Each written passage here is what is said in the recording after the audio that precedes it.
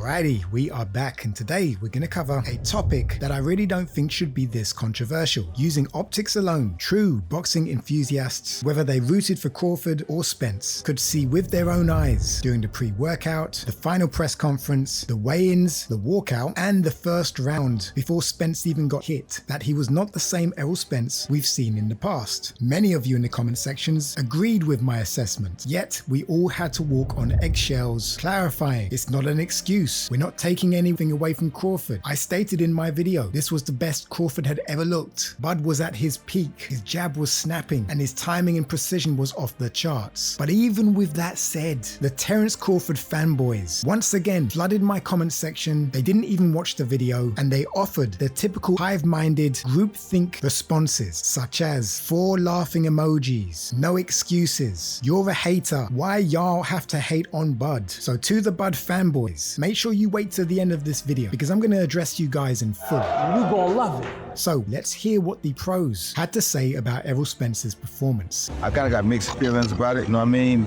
You got to take your head out to Errol because for him to come back from that accident and to still take the fight and to go out there and give it his all like he did, you know, that says a lot for him, shows he has a heart. With the accident, you got thrown from a car doing an excess of 100 miles an hour.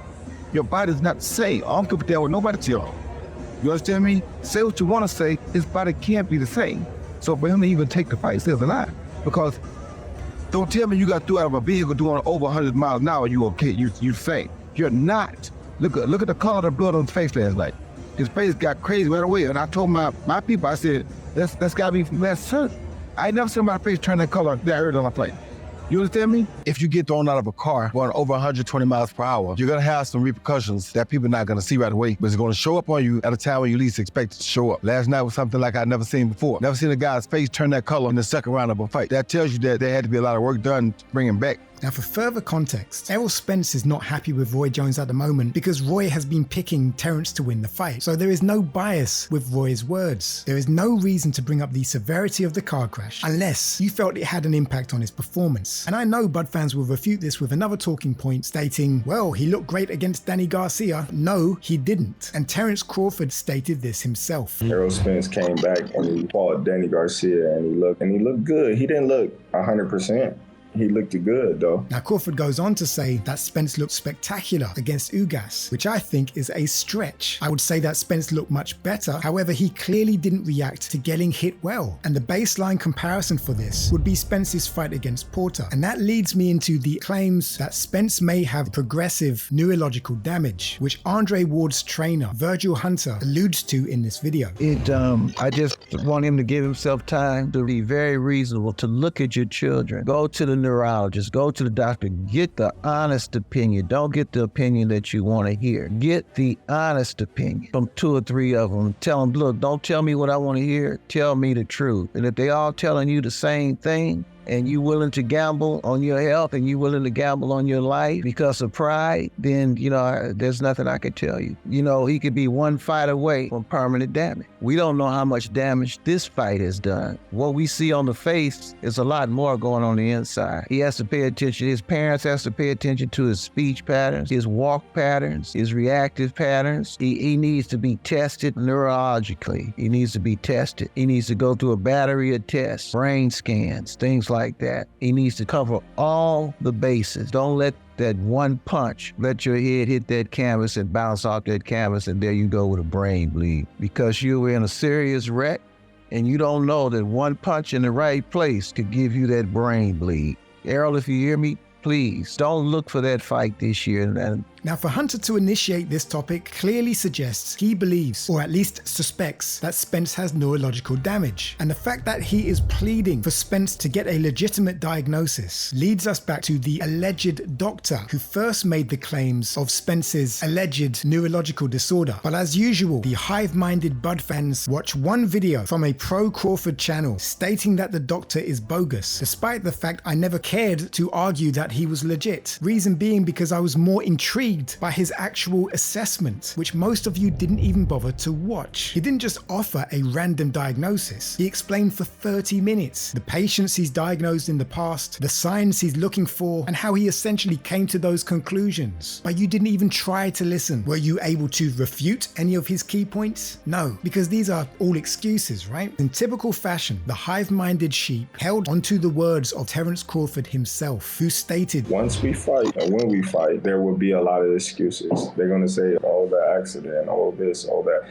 I said, I'm prepared for that. And you've been riding with that narrative on every single video where someone simply points out that Spence wasn't right. Bud was fully aware of Spence's decline. He said it himself. He knew Spence wasn't 100% after the car crash. Crawford was also the one pushing for the fight when Spence wasn't as keen. Don't believe me? The man said it himself. He told ESPN.com, and I paraphrase, I was really looking forward to the Errol Spence fight. Unfortunately, they represent a fighter in Errol Spence who didn't want the fight as bad as I did. Spence was nowhere to be found while I was trying to make the deal. Now, am I hating for pointing out his own words? Could his words be misconstrued in any way? Spence didn't want the fight as bad as I did. He was nowhere to be found. I wonder why Spence, who took a year and a half to come back to the ring after a brutal accident, didn't want the fight as bad. Remember, his words, not mine. Why did Spence tell Bud at the weigh-ins, you don't have to thank me? In fact, at the end of the fight, why did Bud tell Spence, this wouldn't have happened if it wasn't for you? Without Errol giving me the opportunity, us coming together and him agreeing to,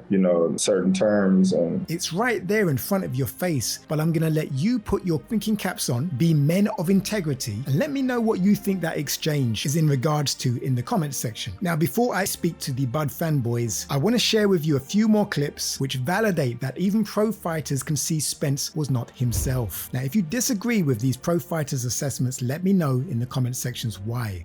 That accident might have really, affected Errol Spence, bro. I mean, hindsight, when you look at it, he only had 2 fights since that accident. He got hurt with Ugas. He maybe never really fully recovered.